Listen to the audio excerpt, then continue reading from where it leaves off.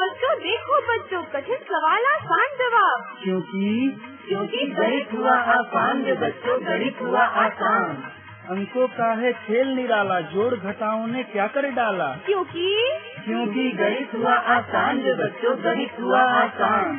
शून्य का है खेल अजब, अंकों के संग करे गजब। कभी अंकों को शून्य बनाता या अंकों का मान बढ़ाता। क्योंकि गणित हुआ आसान रे बच्चों, गणित हुआ आसान। अलवर की आवाज 90.8 मेगाहर्ट्ज पर मैं हूं आपका मेजबान दोस्त डॉक्टर नरेंद्र सीमतवाल। गणित हुआ आसान के आज के इस अंक में हमारे साथ हैं आईईटी इंजीनियरिंग कॉलेज कैंपस से असिस्टेंट प्रोफेसर राजीव, और साथ दे रहे हैं उनका हमारे कम्युनिटी के बच्चे, और वो हमें बताएंगे कि गणित को और आसान किस तरह किया जा सकता है। और इस अंक में हम जानेंगे कि सांख्यिकी के अंदर समांतर माध्य को किस तरह निकाला जा सकता है।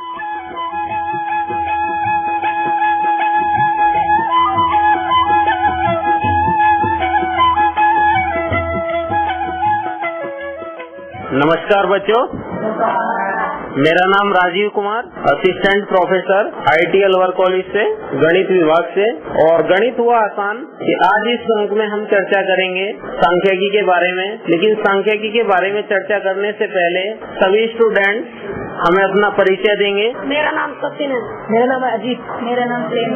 मेरा नाम नीरज कुमार है। मेरा नाम श्याम।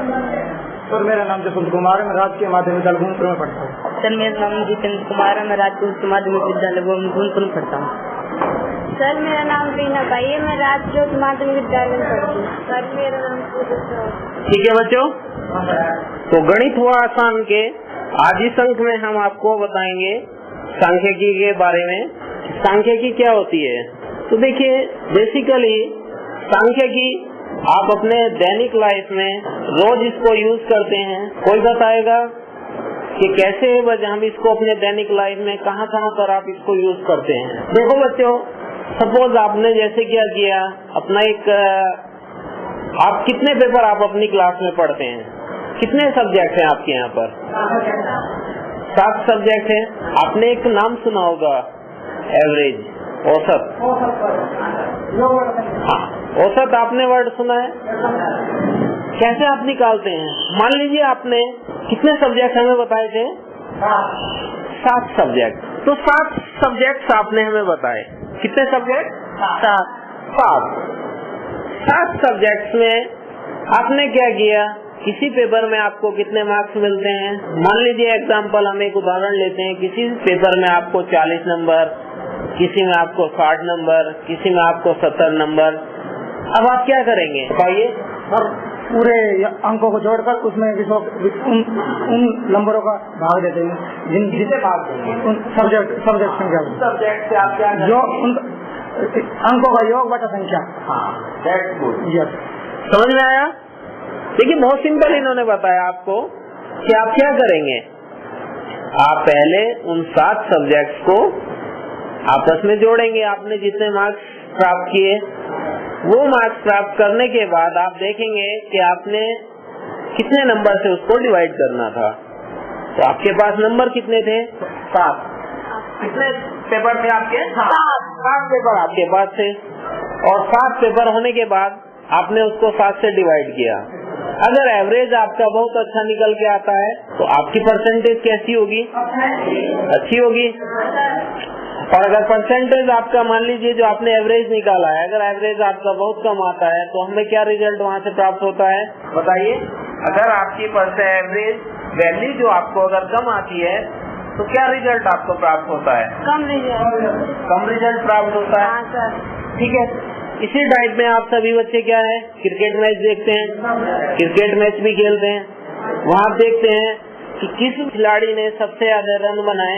अगर आपकी टीम अच्छे रन बनाएगी तो क्या करेगी? जीत जाएगी। तो वो किससे पता चल रहा है? आप एवरेज निकाल रहे हैं वहाँ पर।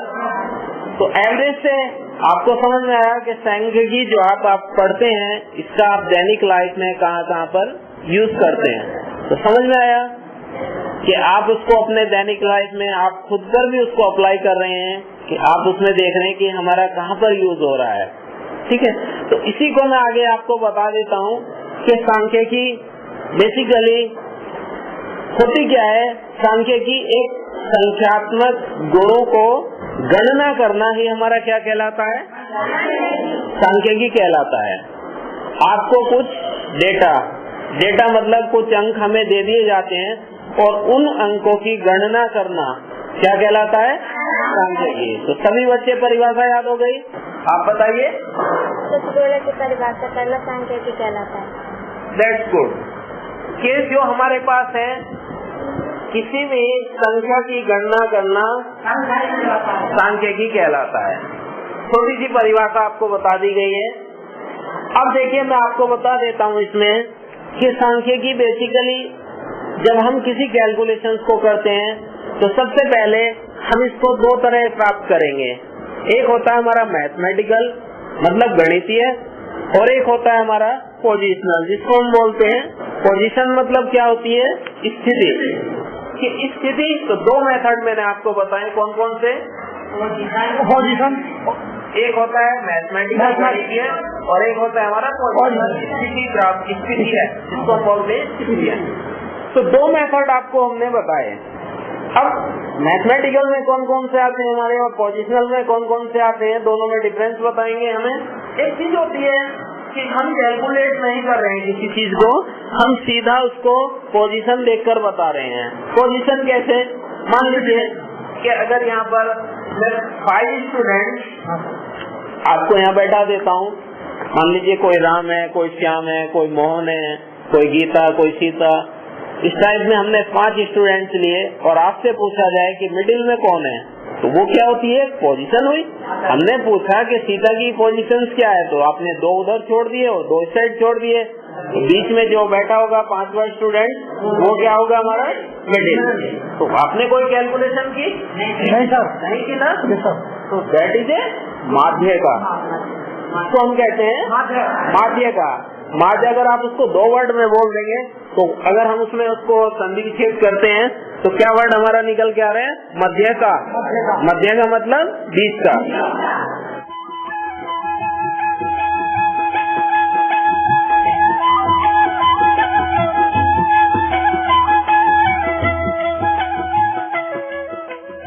तो देखिए कोई कैलकुलेशन हमने नहीं की लेकिन फिर भी हमें आंसर मिल गया। लेकिन अगर यही कैलकुलेशन आप संख्या के लिए करते हो तो संख्या का पता कैसे चलता है। देखो बेटा, संख्या के लिए क्या करना होता है, संख्या में पहले आप उसको या तो चढ़ते क्रम में लिखते हैं या उसको, हाँ तो 2 क्रम होते हैं, या तो आरोही या अवरोही, ठीक है। तो 2 क्रम में बताएंगे कौन से होते हैं, आवेदन और अवेदन। तो समझ में आ रहा है। तो सबसे पहले अगर आपको संख्या की पोजीशन याद करनी होती है तो 2 संख्या आपको इस साइड छोड़नी, लेफ्ट साइड, और 2 संख्या आपको राइट साइड। तो 2 संख्या लेफ्ट और 2 संख्या राइट छोड़ने के लिए आपको सबसे पहले एक चीज हमेशा लाइफ में याद रखनी है कि या तो आप उसका घटता क्रम लिखिए या उसका बढ़ता क्रम लिखेंगे, आरोही या अवरोही। अब वो आप किधर से भी ले सकते हो, चाहे आप उसको लेफ्ट साइड से देखिए या उसको राइट साइड से देखें। तो ये बेसिकली हमारे सिंपल लॉजिक है। लेकिन अगर इसी को हम मैथ की लैंग्वेज में या मैथ की परिभाषा में सीखना चाहते हैं तो मैथ में इस चीज को आप कैसे अप्लाई कर सकते हैं, बताएगा कोई मुझे। बेटा मैं आपको एक फॉर्मूला बता रहा हूँ, n जो मैं 5 आपको बता रहा हूँ, n+1/2। हाँ दैट्स गुड। इन्होंने देखिए कैसे n+1/2, n यहाँ समय, यहाँ n सम बताया हमने 5 या विषम है या समय विषम है, विषम है। अब विषम है तो आपने कहा 5+1/2, और जब आप 6 को डिवाइड करेंगे तो कितना मिलेगा, 3। अभी आपने किसकी पोजीशन बताई थी, जो मैंने कहा 2 आपने उस साइड छोड़े और 2 इस साइड छोड़े। तो ये मैथ की लैंग्वेज कहती है कि अगर आप मैथ में उसको निकालना चाहते हैं, मान लीजिए आप सपोज करो अभी 9 ले लीजिए, तो 9 + 1 10/2 5, तो माध्य का क्या कही जाएगी, 5। अगर आप वैसे भी 4 उस साइड से छोड़ेंगे और 4 आप इस साइड से छोड़ेंगे तो 5वें पे क्या होगा, मध्य का। समझ में आया।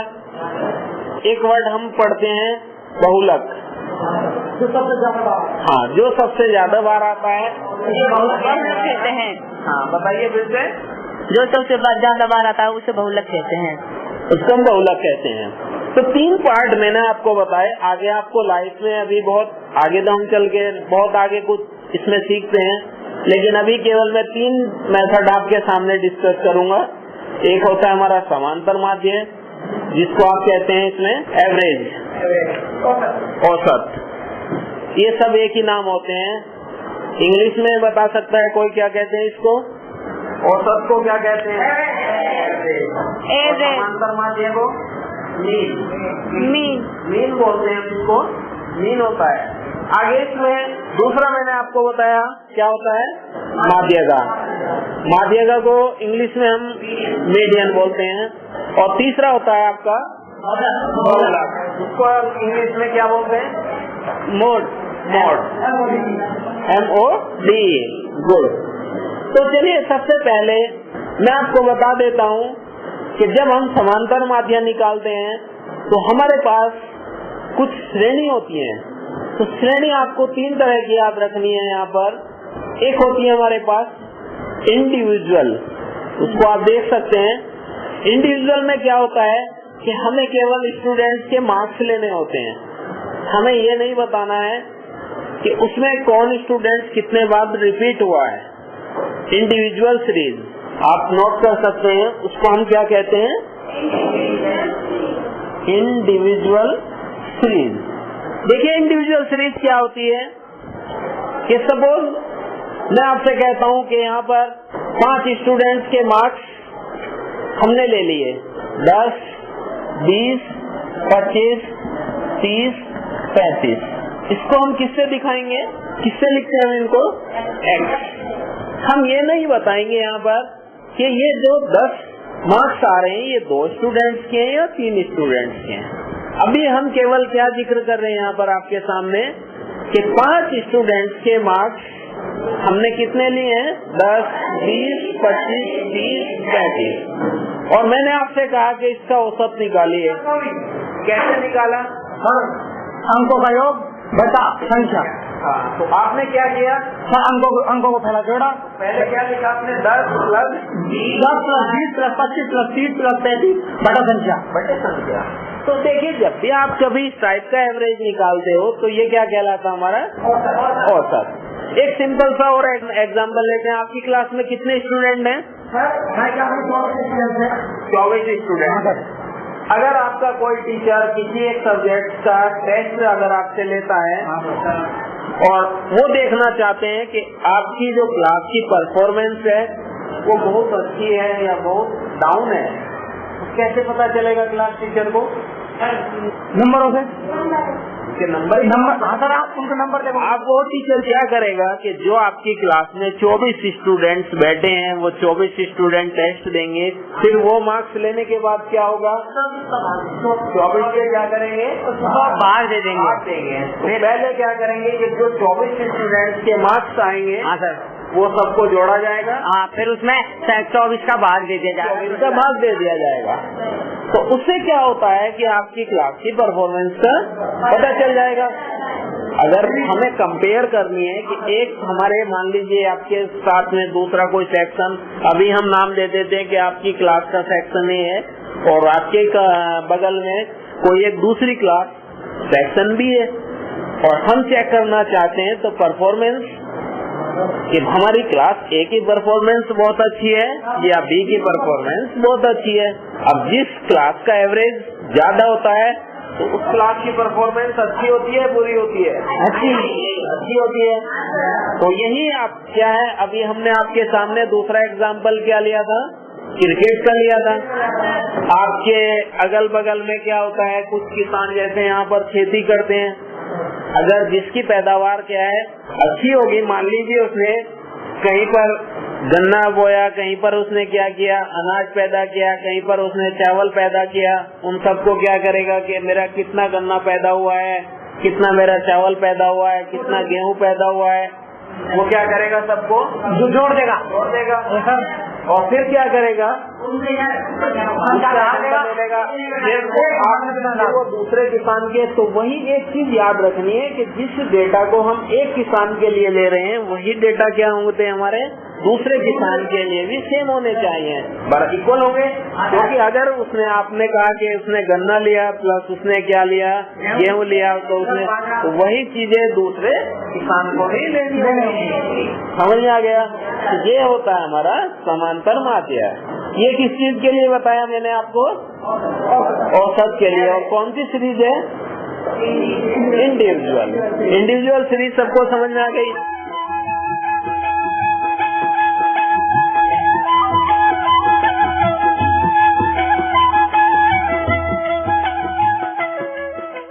अब दूसरी सीरीज में आपको बता देता हूँ कौन सी होती है। तो इसका सब बच्चे फॉर्मूला नोट कर लेंगे कि हम इसको x बार से लिखते हैं और इसका फॉर्मूला होता है sigma x upon n। Sigma एक क्या है? एक अपना आपने एक संकेतांक बोलते हैं इसको हम, किसी चीज को शो करने का।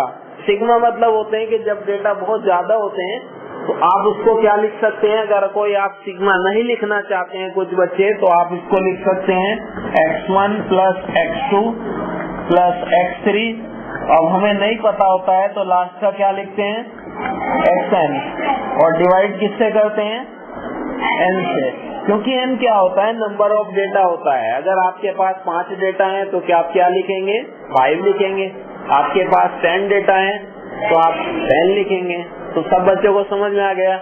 अब मैं आगे बढ़ता हूँ। दूसरी सीरीज होती है इसमें डिस्क्रीट। अभी माध्यमिका की बात नहीं करेंगे।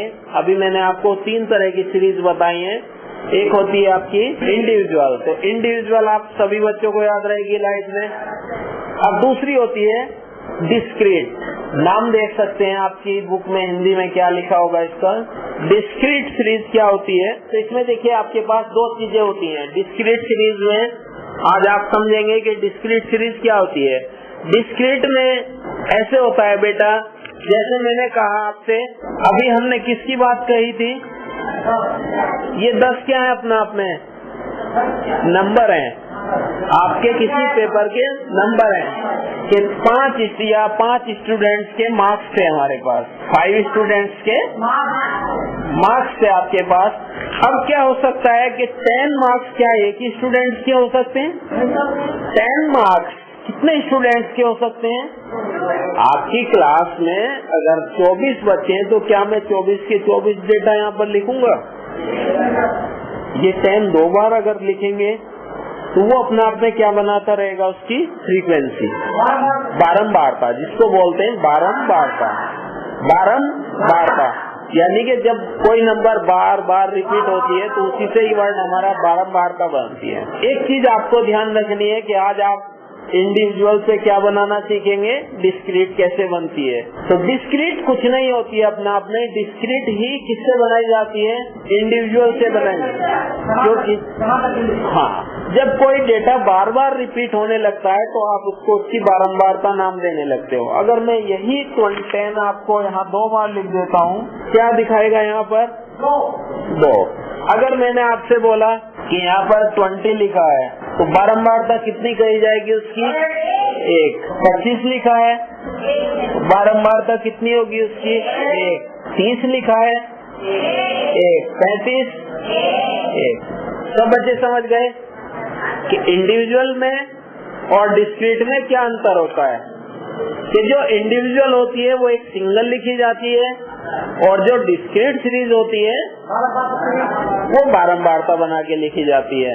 तो इसको हम कहते हैं डिस्क्रीट सीरीज। कोई प्रॉब्लम नहीं यहाँ तक। अब इसका समांतर माध्य अगर आप बच्चों को निकालना है कि इसका एवरेज क्या होगा तो कैसे करेंगे? इनको जोड़ देंगे और इनकी जितनी संख्या इनको भाग दे देंगे। नहीं सर, पहले 10 को 2 से गुणा करेंगे। गुड। फिर जैसे बारंबारता इसकी 20 की बारंबारता 1 है तो 20 को 1 सबकी संख्या 1 ही होगी। समझ में आया? सबको जोड़ के नहीं, क्योंकि कोई बात नहीं, आप पहले 10 को 2 बार जोड़ते।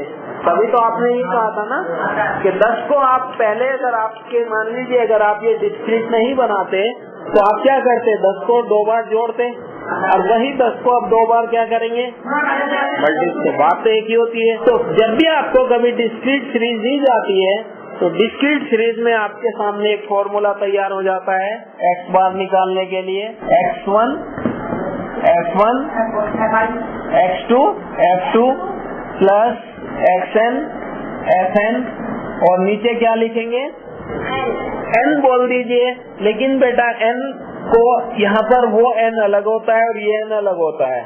अब जो आप n लिखेंगे, अगर आप सोचेंगे कि n कितना है 1 2 3 4 5, क्या ये n होगा? n क्या होगा कि जो इनका टोटल होगा, क्योंकि आप वैसे भी काउंट करिए 1 2 3 4 5 6, 2 और 1 3 और 1 4 5 6। तो n की बजाय आप क्या लिखिए यहाँ पर सिग्मा f लिख लिए तो ज्यादा बेटर है। समझ आया कि आप n को माइंड से हटा दीजिए। अगर आपके पास डिस्क्रीट सीरीज है तो आपके लिए मैं फॉर्मूला फिर यहाँ पर लिख रहा हूँ x1 f1 plus x2 into f2 plus xn into fn और नीचे लिखिए f1 plus f2 plus f3 और प्लस fn। कि अगर मुझे 5 फ्रीक्वेंसी दी जा रही है या 5 बारंबारता मुझे दी जा रही है तो मैं सब पांचों के पांचों को जोड़ दूंगा। और अगर मुझे यहाँ पर 10 फ्रीक्वेंसी दी जाएंगी तो आप क्या करेंगे 10 के 10 को जोड़ देंगे। तो n दोनों बातें एक हैं, लेकिन n क्या है कि n को आप माइंड में ना रखिए, ये याद रखिए f1 plus f2 plus f3। तो कितने बच्चों को समझ में आया कि डिस्क्रीट हम कैसे निकाल सकते हैं? जो अगर डिस्क्रीट सीरीज हमें दी जाती है तो उसके लिए हम समांतर माध्य बहुत आसानी से निकाल सकते हैं, कोई डिफिकल्टी नहीं है समांतर माध्य निकालने में।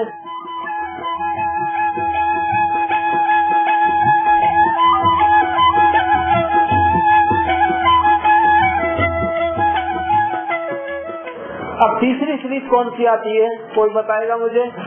फिर मैं रिपीट करता हूँ, 2 सीरीज आपने पढ़ी, कौन कौन सी? इनविजिबल सीरीज और डिस्क्रीट सीरीज। इसमें आपको कोई प्रॉब्लम? नो। बेटा तीसरी सीरीज आती है इसमें कॉन्टिन्यूअस सीरीज, सततता, लगातार। कॉन्टिन्यूअस सीरीज जिसको हम कहते हैं लगातार, सततता। देखो इसमें क्या होता है, एक बहुत सारे स्टूडेंट्स हैं आपकी क्लास में। मान लीजिए अभी आप 24 की बात करें तो अभी हम 24 को लेकर चलते हैं। हमने एक इंटरवल बना दिया, इसको अंतराल सीरीज भी बोलते हैं। इसका दूसरा नाम आप याद रख सकते हैं इंटरवल सीरीज, अंतराल श्रेणी। देखो इसमें ऐसा होता है, मैंने आपसे कहा कि कितने स्टूडेंट्स आपकी क्लास में ऐसे हैं जिनके मार्क्स 0 से 10 के, तो क्लास में ऐसे भी तो स्टूडेंट होते हैं कि क्या सभी के 10 आते हैं? अभी आपने पीछे जो जिक्र किया था, क्या मैंने उसमें जो हमने एक उदाहरण लिया कि सपोज करो उन स्टूडेंट्स के मार्क्स 8 आते हैं, तो क्या 8 की काउंटिंग आपने पिछली सीरीज में कहीं की थी? आपने केवल किसकी बात की थी? 10। आपकी क्लास में कितने स्टूडेंट थे? 24। और काउंटिंग कितने की थी आपने? 6 की थी ना पीछे। अब कितने स्टूडेंट आपकी क्लास में अभी बच रहे हैं? 24 है। आपके 6 आ गए, अभी 18 कहीं तो होंगे। 18 गायब थे ना, वो 18 इसमें जरूर आ जाएंगे। आपने कहा कि कुछ स्टूडेंट्स, मैंने कहा कि कुछ स्टूडेंट्स जिनके मार्क्स 0 से 10, तो नंबर बढ़ेगी या घटेगी? बारंबारता बढ़ जाएगी ना। अब उसमें आपकी बारंबारता बढ़ेगी, वहाँ 0 वाला भी काउंटिंग होगा, 10 वाला भी काउंटिंग होगा। लेकिन एक चीज होती है कि 10 वाला इसमें नहीं आता है। 10 वाला इसमें जो आएगा वो इतने तक आता है, ये चीज आपको याद रखनी है। 10 वाला, क्योंकि कुछ स्टूडेंट्स इसी चीज में रहते हैं कि 10 इसमें भी है और 10 इसमें भी, तो 10 वाला मैं इसमें लूंगा या इसमें लूंगा। ये बहुत आगे चल के आपकी बात नहीं कर रहा हूँ। अगर एक स्टूडेंट 12वीं पास कर जाता है, उसको भी ये लाइफ में याद नहीं रहता है। लेकिन मैं आपको यहाँ पर आज छोटी से छोटी बात आपको बता के जा रहा हूँ, आगे जो आपके फ्यूचर में भी आपको काम आएगी, कि अगर आपके 9.9 है तो वो आप कौन से डेटा में लेंगे? पहले वाले में लेंगे। और अगर आपका 10 वाला आता है तो वो किस में जाता है? 10 से 20 में जाएगा। ठीक है, आगे आपने बढ़ा दिया 20 से 30, 30 से 40, और पेपर कितने का होता है हमारा? 50 का।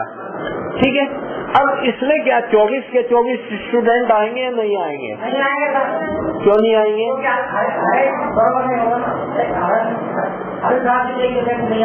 लेकिन यहाँ क्या आप देख रहे हैं कि 0 वाला भी आ रहा है और 10 वाला भी आ रहा है, तो 10 से 20 वाला भी आ रहा है, तो कौन सा स्टूडेंट ऐसा है जो छूट जाएगा? बताइए। 24 के 24 आपकी इस श्रेणी में आएंगे या नहीं आएंगे? आ जाएंगे ना, ठीक है ना। तो देखिए इसके लिए क्या करेंगे, अगर आपको 24 लेना है तो सपोज करें 5 आपके यहाँ पर हो सकते हैं, 6 आपके यहाँ हो सकते हैं, और आपके 10 यहाँ पर हो सकते हैं, 2 आपके यहाँ पर हो सकते हैं, 1 आपके यहाँ पर हो सकते हैं। तो कितने हो गए? 24 हो गए ना, ठीक है। अब आपको, तो ये कौन सी सीरीज थी आपकी? कॉन्टिन्यूअस सीरीज, अंतराल सीरीज। अब इसके लिए क्या करना है कि जब भी आपको कॉन्टिन्यूअस सीरीज दी जाती है तो सबसे पहले कॉन्टिन्यूअस के लिए आपके सामने में एक फॉर्मूला लिख रहा हूँ। यहाँ पर उसको, अब देखिए कॉन्टिन्यूअस में मल्टीप्लाई तो हो नहीं सकती, तो आप क्या करेंगे, यहाँ पर इनका माध्य निकाल लेंगे। इसका माध्य 5, इसका माध्य 1,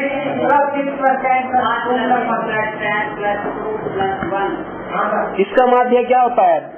10 + 20 15, इसका माध्य 25, इसका माध्य और इसका माध्य, ठीक है। तो माध्य निकालना आ गया सबको। इसका माध्य निकालेंगे बोलिए, एक्स का मान निकालेंगे। अब ये किसमें बदल गई सीरीज? डिस्क्रीट में बन गई। अभी आपने पीछे जो सीखा था, अगर मैं इस एक्स को हटा देता हूँ तो अब क्या नजर आ रही है आपको? ये डिस्क्रीट। अभी डिस्क्रीट का क्या फॉर्मूला आपने पढ़ा था? तो इसके लिए क्या फॉर्मूला याद रखेंगे? F1 N1। बताइए बच्चों, समझ में आया आपको? ये सर कितने टाइप की सीरीज आज आपने पढ़ी? 3 टाइप की सीरीज आपने पढ़ी। इसके नाम हमें बताइए। समांतर series, discrete series, continuous series. Good. तो इसी के साथ आज हम अपना अंक यहीं पर समाप्त करते हैं, और आगे के अंक में हम अभी चर्चा करेंगे कि माध्यिका कैसे निकाली जाती है और बहुलक कैसे निकाला जाता है। तो धन्यवाद बच्चों। Thank you sir.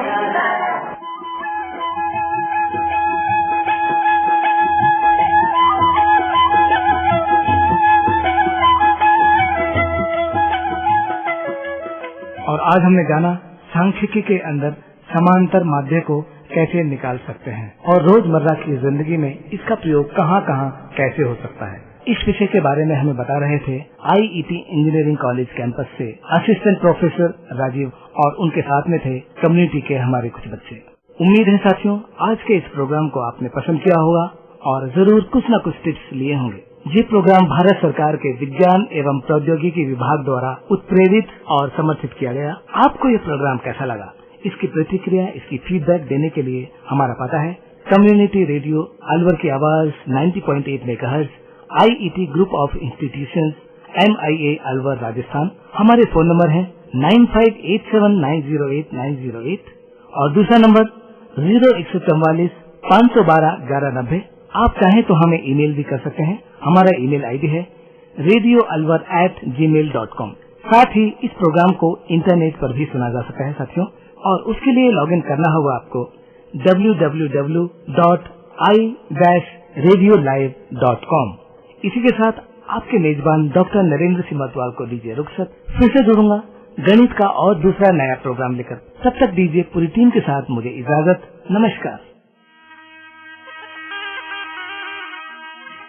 आओ बच्चों, देखो बच्चों, कठिन सवाल आसान जवाब। क्योंकि गणित हुआ आसान रे बच्चों, गणित हुआ आसान। अंकों का है खेल निराला, जोड़ घटाओं ने क्या कर डाला। क्योंकि गणित हुआ आसान रे बच्चों, गणित हुआ आसान। शून्य का है खेल अजब, अंकों के संग करे गजब। कभी अंकों को शून्य बनाता या अंकों का मान बढ़ाता। क्योंकि गणित हुआ आसान रे बच्चों, गणित हुआ आसान।